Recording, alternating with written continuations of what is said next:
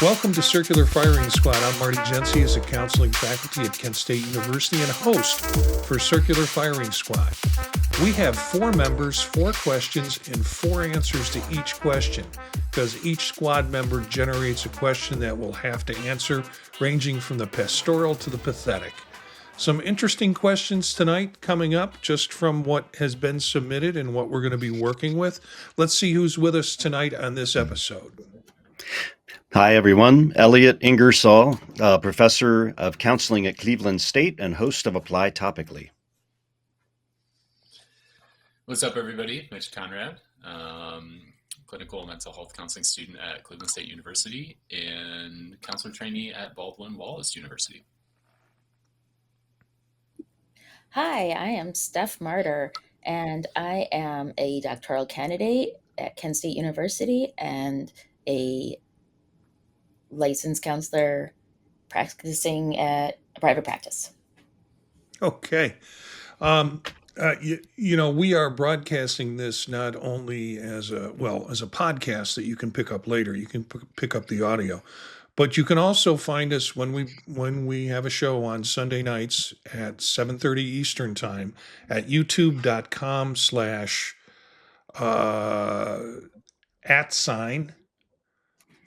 @CFS podcast. And that will get you to our live stream on the site, and you can watch and play along at home if you want to. Elliott, I think you've got.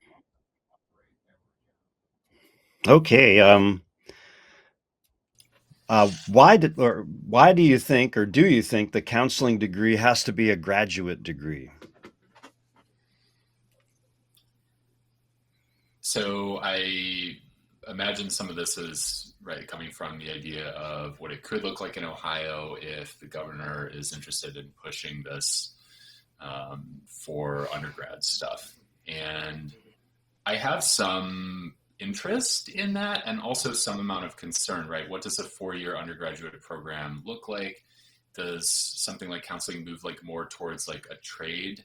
And also, I think it depends how it's done. If this is something that is in the current format of curriculums where a lot of stuff is focused on a general type of education and less a trade education, then I think it's actually I have some amount of worry and fear about that, because then I think it's unfocused. And so I do find that my graduate program, for instance, the high focus on counseling, the high focus on self-reflection, the high focus on really deepening connection and meaningful relationships is that feels that's been extremely helpful, and to go in with people who are also doing that, we're all sort of there for the same thing, really feels like it matters.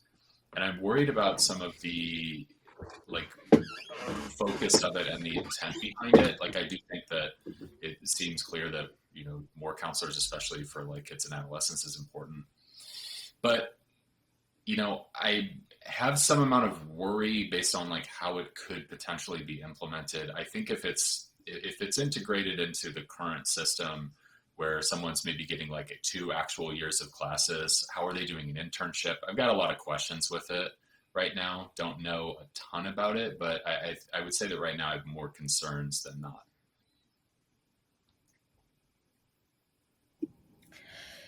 Well, the first thing that I was thinking of when I heard this question or read this question was that I think just being older, and this kind of goes to some of what Mitch was saying about self-reflection, and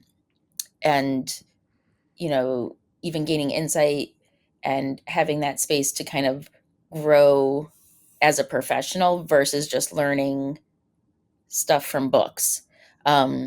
And I do think the older you get, most people still have their master's degree before their prefrontal cortex is done developing. And you need to work that part of your brain, I think, to be an effective counselor. You need to do all of that work on yourself. And if you're so young at a certain point, there's not stuff to, I mean, there's always stuff to have worked on, but you're not getting to a point where you're like, oh, I better go back and, maybe reprocess some of this stuff because it's getting in the way of my adult life, because there's still sometimes living through that survival mode or whatever else they were growing up in. And so I think the master's program and requiring that, or a graduate degree of some sort, might not necessarily even be completely about the content or the abilities somebody has. But at the same time, to be an effective counselor, I think for the most part, people have to get to a point of looking in themselves and doing the work that they're going to ask clients to do. And if you're at a certain point in life, like if you're young, if you're 20, usually you don't have time to do that yet. And this at least maybe gives a few more years to allow somebody to grow into that. Oh man, you and I, Steph, are sort of in the same framework. I'm going to take it a little further. Does it need to be a graduate degree? Yeah, probably, because you need to have some, if we can still have like a liberal arts way of looking at education in the future, you still have to have some world knowledge that you get in whatever discipline you get in. I think it should be a graduate degree, and I think people should be over 30 before they're admitted to the degree. Just for some of the reasons that Steph said, we're still trying to figure out our own lives and get it sorted out. And at 30, it's not like we have everything together, but we're further along the path. We've had some more life experience. We can be a little bit more self reflective and internal. All of these things, I think, are just great qualities for counselors to be able to have and develop. So, when I read it, does the why does counseling need to be a graduate degree? It only for the purpose of age and maturation, because, if it could be an undergraduate degree that only people were admitted over the age of 30, I would still have some of the same questions or issues because they haven't gotten any other type of well-rounded education or educational experience. So graduate degree, post 30 years of age, not a popular stance to take, but I have my reasons. No, this is fascinating because I think, you know, three of us were definitely on the same page here, but I am not convinced it needs to be a graduate degree, but my first thought was it's more about maturity. It's about maturity. And that, the fact that you were both on the same page. And, but I wouldn't make someone go through an undergrad degree just because they needed to mature. Maybe they could do that in another way. Um, but that's a weird one because the more I thought about it, the more I thought, yeah, maturity. But then, of course, we know there's degrees of freedom in any theory of maturity. So you can't really, can you have a cutoff age? I don't know. But good answers. And I'm still thinking about this one. Mitch, you're up with the next question. Yeah, and just like I feel like we could talk about that previous question like for an entire episode. It's very interesting how that's going to pan out. So we may have used this one before, but it's nice to check back in because the field can sometimes move pretty quickly with the things that we're saying. So if we have, then okay, we have, and we might have some new answers here now. What's your least favorite word or phrase that counselors have started using? Yeah, I mean, I think it's funny how these go in phases. And one that kind of came up that just has started to really grate on me is the spoon theory, and that how people only have so many spoons in their drawer, or just in their possession. I'm assuming it's in their drawer. And you can give so many spoons to this individual and have this many spoons to tackle this task. And so you can't be in the negative of spoons. And I don't know. I just feel like is did it all need to be repackaged as spoons to take it to another level? This idea of only having so much energy, almost having only so much headspace, almost having so much in your reservoir, your cups, filling cups. Did we need spoons on top of all of these other metaphors um, for people's energy and how they use it? and what they put it into. I don't know. I don't like the spoons. I'll tell you, I'm going to come off as being the cranky old man through all of the questions tonight. It's just, yeah. Let's see. The answer to this question, Mitch, what's your favorite word or phrase that counselors, or your least favorite word or phrase that counselors have started using? Let me see. What's the flavor of the month? Oh, yeah, trauma. So, trauma informed, trauma infused, trauma reduction, trauma frappé. It's beginning to feel like pumpkin spice, the pumpkin spice of counseling. So, for me, it's gotta be trauma. Um, we've been treating this for a long time, folks. And so you're wrapping it up in a package where folks have been doing this, and I'm not sure it does. I have students who come in their first class that they're taking in the program go, I want to do trauma informed counseling. It's like they've picked it up from the counseling drive-through or something. Um, and it just really bothers me that they don't have an understanding of that. And frankly, that term's is repackaging a lot of stuff that we used to use and putting it in pretty workshops and presentations. And so, yeah, a cranky old man, I'm sorry, but it's anything that's related to that has the flavor of the month involved in it. It's beginning to look a lot like trauma. Yeah, that whole thing. Same deal here, Marty. Trauma infused, trauma everything, trauma informed, trauma counseling. But I would also say other fads get under my skin as well. So it's what this too shall pass. Yeah, thanks everybody for your answers.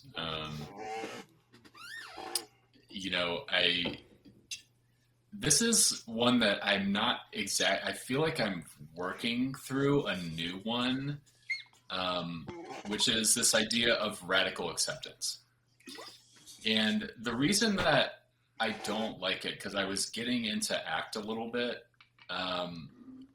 and like I think in some ways, like I understand like the principles of it, but I feel like it can be said in a way that can be received as pretty invalidating. Like that someone needs to just completely accept what their situation is, and that it can almost produce, it seems like it's almost like producing this like learned helplessness kind of thing of like, oh yeah, well, your situation is just garbage and that's what it is. As opposed to really thinking about like it from like a strengths-based modality or like how do we work through this together? It just seems like a weird kind of thing to say, especially to like, if someone's like saying that to someone else, like if they're saying it to themselves, like that's fine. But I do wonder what it says to like another person, in the room who's like receiving counseling when the idea and the message is like, well, just radically accept your situation and like, I guess you'll feel better, right? Like that's maybe not exactly what's going on, but I do worry about, I do worry and wonder a little bit about like what that does, and like the type of mindset that can put someone in. I think that there's something to be said about just like accepting like where you're at and accepting your situation and accepting like what's going on and being very present. And also like, if we're just sort of accepting everything that's going on, then, I don't know. There's a reason for change, I guess. Hey, I want to tag in real quick. I just don't want to lose sight of something Marty said in his answer. The counseling drive-through, the counselor drive-through. I want to come back to that. How do you want to come back to that? Let's use it as a final shot. What would you order from the counselor drive-through? Oh, we get. Yeah. Maybe we're going to have two because I've been waiting to get this week's final shot question out every time I get behind the wheel. Steph, you've Okay. got a response or you've got a question. I both, but I'll do the question first. What trends do you notice between newer counselors and the way you learned how to be a counselor? Oh, I guess it goes to me first. Um, what I notice differently is counselors now want to do without any concern about being transparency, genuineness, ignoring the power of the relationship. They just want to do and they want to know what to do. And it's sort of a utilitarian approach towards being a counselor. And I think some of that is guided by empirically supported treatments. It's fed by motivational interviewing and those kinds of strategies. And it's turned us into counselor being or counselor doers instead of counselor beers. Um, and I guess when I was being trained, it was about certain micro skills that we had to learn, but we also had to be able to incorporate our authentic self in the process. And we've moved away from that. So that's what I notice with newer counselors versus the way I learned counseling. And I get a little sad about it because you see people in the program learning how to be a counselor with very little understanding from what I can see, very little understanding of their own self and how that plays a part in often interrupting the process of the client. So It's a good question. I was thinking about how just how much more facile they are with technology, with apps, um, and I would even say conceptualizing what role do online services have. I'm always impressed by that because I'm partly by choice, just partly generational. I'm always a few steps behind. Um, yeah, and I appreciate some of the directions people are taking it. It's like anything else; it can be done well or poorly.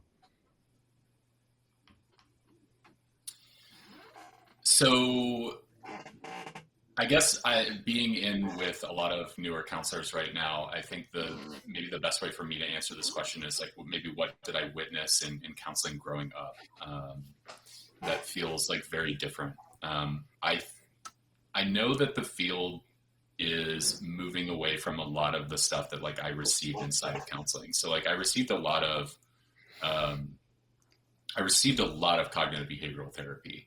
And it seems like the more people who I speak to, generally the worst vibes that I get about cognitive behavioral therapy, because it's one thing to sort of like provide the therapy, and it's one thing like how does it feel to receive the therapy? These are very different things, and we don't have as much qualitative data on client experience in a lot of therapies to begin with.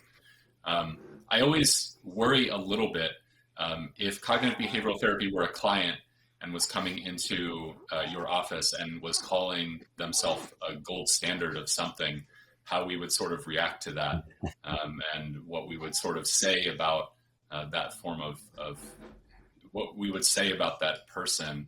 And so I do believe that people are opening up to different kinds of therapies and not necessarily like taking like one specific intervention. CBT is still the most popular therapy last I checked, but it's been reduced by far, and I imagine in the next 10 years it won't be the most popular anymore. So that's one trend that I've noticed. Well, thank you very much for these answers. And yes, um, you know, and then also, I think the idea of staying out of it without like self disclosure. I think self disclosure, while people are still, um, you know, they know to not go in and share everything of themselves, hopefully. But I think that the fear around self disclosure is dissipating a bit. I notice people are a little bit more like, hey, I'm human. like it's okay to be human with clients. Not necessarily, in a positive way. I don't think it's all necessarily in a bad way. I think they're moving away from that kind of more of a sterile, the tabula rasa kind of ideology, and moving more into that um, human, the humanistic side a little bit more, but not the way Rogers would do it. I think, but I think that they're trying to infuse some warmth and trying to show that they are human as well. Um, and that's what I kind of notice a little bit more. Maybe it's, still kind of floating away from theoretical, but and more into just trying to like form that relationship, that therapeutic relationship. And in some ways that's also could be really effective, as we know that that's the most important factor. I don't know. That's something I noticed. Yeah. So, Steph, again, you and I think, are on the same page with what counselors, newer counselors, are doing than what we learned. You're a little bit more optimistic. I told you I was going to be grouchy all episode, and I think the grouchiness for me comes from what's going on in society politically and such, and so that kind of weighs on me around it. So my question really is something that popped into my head based on what I'm seeing going on in society. So I hope most of our listeners have either heard of or read or saw the movie Fahrenheit 451. Science fiction written by Ray Bradbury. The movie was probably sometime in the 70s, and I'm not sure it's been redone. The concept here is firemen, as we know them today, turn out to be firemen who go and burn books and the idea is those books are things that could counter the government, and the idea of free thought and thinking is counter to the government. So the message, I think, even though it was written back in the 50s or 60s by Ray Bradbury, really applies now. And the folks who are fighting this in this book are creating their own society where they're selecting a book, knowing that some of these books will be burnt. And before they're burnt, they are memorizing the book in its entirety. So you have books in people's heads that's the way knowledge is going to continue on through the generations and survive this approach to quelling free thought and ideas. So my question for the group is, what would you choose as your book to memorize? I've already started on this one. Stately, plump Buck Mulligan came round the stairhead bearing a bowl of lather on which a mirror and razor lay crossed. The first line of James Joyce's Ulysses. That's the one I would take. Yeah, you're a big fan of Ulysses. I know that, Elliott, so I can see that happening. Mitch? Yeah, so, the interesting thing about this question is you are tasked with selecting a book to memorize. This is maybe operating under the assumption that I could memorize a book. And I'm not sure if I could. I think the honest question about like what book could I actually memorize, maybe going with something like The Very Hungry Caterpillar, something a little simple, although I'm not sure how much knowledge is really being passed down there. 1984 comes to mind. I think that with the idea of government overreach and certainly increase in, sort of like the surveillance state, the threats to individual privacy certainly have me worried. They've had me worried really since, around, was it maybe like 2012 or something, when some of the net neutrality is really big for me. And so I always worry, that's my big worry, is not necessarily when, books being burned, sure, and also PDFs exist, but as soon as they start, really controlling what is like free internet, that's when I'm really worried. So I think 1984 or The Very Hungry Caterpillar, one of those two. Mitch, I feel like, yeah, we are kindred spirits on this question. Um, I was like, which book would I want to select for this task? Maybe something like Animal Farm. Um, Mm-hmm. but what I would select is Where the Wild Things Are for length. Mm-hmm. Yeah. But I mean, Animal Farm is not, you know, really long book. It is no Ulysses, and that is just props to you, Elliott, because I was thinking about other books, and I'm just like, I that wouldn't even be happen. So I think Animal Farm might be like my reach book, but I'll stay with Where the Wild Things Are.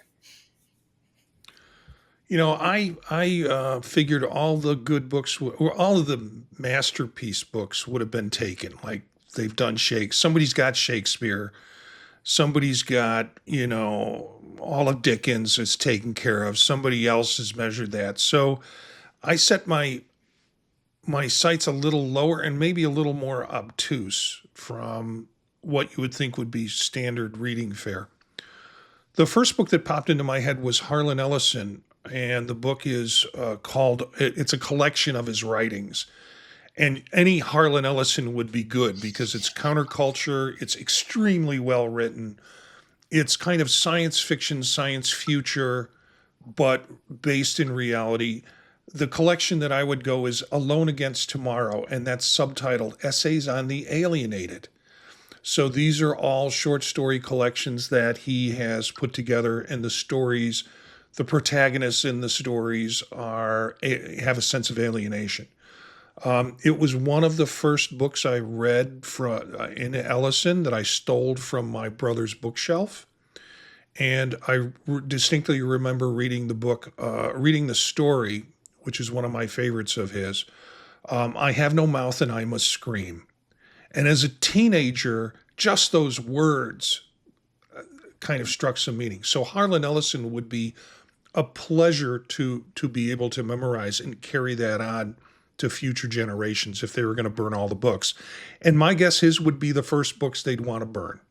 That is besides some of the larger known things like Animal Farm in 1984. The book that I kind of came back to was Shel Silverstein's Where the Sidewalk Ends. Because one, it would be fun to memorize those poems.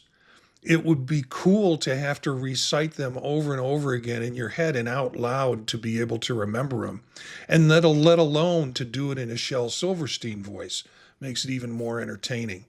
So, Harlan Ellison or Shel Silverstein? That's kind of my selection. Elliott, I think you're silenced.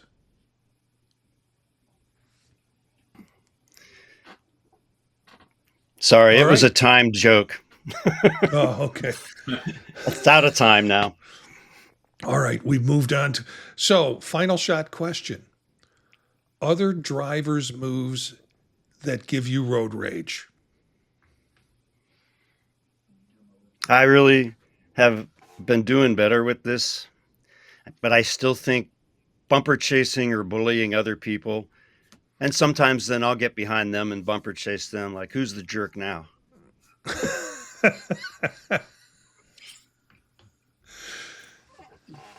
I've overwhelmingly, felt so much better. Like, I feel like so much better driving, but I feel like I just completely zone out now. I don't even understand how I get to point A to point B. It's just I've done it for so long. The one thing that's still, and I think I may have mentioned this on the show before, is just I really do appreciate when people put their blinkers on. That's really nice. Especially when we're right near me and going into the other lane. This doesn't happen as much as it used to, but it still does happen occasionally. And I just really appreciate when people put their blinkers on, because I don't really like those kind of driving surprises. I know that I have talked about like cliche type of moves that give me road rage, but today I'm going to talk about something more personal. It's I live on this little road, and at the corner, the opposite corner of my block, is a bank. And the exit drive goes onto our road, and then there's a main road. So they come onto our little cut through street. I mean, yes, cut through street, but I'm exiting my house and I'm trying to go to the main road, and they see me coming and they zoom out of the bank, and then they sit forever because they don't know how to get into the main traffic from this little road. And I have had years of practice. And so we're just sitting there endlessly as traffic goes each way, and they had plenty of time to turn, but they also just had to zoom out in front of me when they saw me coming instead of just waiting, and not zooming out in front of me and just letting me take my rightful place. I've been waiting to ask this question as a final shot question for a bit. And when I learned to drive, I learned that if you're in the left lane and you come to a left turn lane with a light, that you need to pull out in traffic. And the theory there was if the first guy was out in the middle of traffic, you could creep out past that intersection a little too. And then the third person behind you, when the light turned yellow, believing that people will not rush through yellow lights, coming in the opposite direction, you would take your left turn, and two other people behind you could then make a left turn through a yellow light. Road rage for me is sitting behind the guy that stopped right at the intersection before you, without going into the intersection, has his left turn blinker on and sits there until till the light turns yellow, and then will take the left turn after it turns red, leaving only him to go through the light or her to go through the light. Drives me nuts. Where did these people learn to drive? And what's their logic there? So if you run into any of these drivers this week, please give them the middle finger salute in the process. I'll try not to run into them. A quick segue. I was behind a person, and there was a light that had to be activated. And finally, it wasn't going. And I just got out the car and I went up and I said, "You got to move up." He goes, "Why?" I said, "Because there's an actuator there." He says, "Activator?" And I go, "No, actuator." He says, "What's the difference?" I said, "I have no idea. I just want to get through the light." Yeah. Anyway. Yeah. And Elliott, when you talk about people chasing your bumper, I can't believe that. And they chase your bumper when you are 30 feet behind another car. It's not like I can go any faster anyways. And, usually when people get that close, I like dinner and a movie first. But we can go on for various. Aileen is like, you're always talking to drivers. They cannot hear you. And I need to let go of some of this stuff, but this is an opportunity to do it. Thanks to the firing squad. Elliott, Mitch, Stephanie, for joining us tonight. Look for some of these characters on their podcasts on the podtalk.net. That's the website. You can also find other shows on the podtalk.net, including Vision Profiles, which we stream live on Monday nights at 9 p.m. on YouTube, and is also available to pick up at other times. And then one that I started with my son called Gear Up and Go. It's he and I discuss different technology that you need to travel with and talk about our takes on it. I don't think we're the most brilliant people in there, but you might get a few ideas from listening to that show. And that comes out weekly. We're shooting for Sundays at noon Eastern time to record and stream live with it. Our theme music is from Menage-a-Quad, Real Swing Shet. That's it for this episode of the Circular Firing Squad. Ready, fire,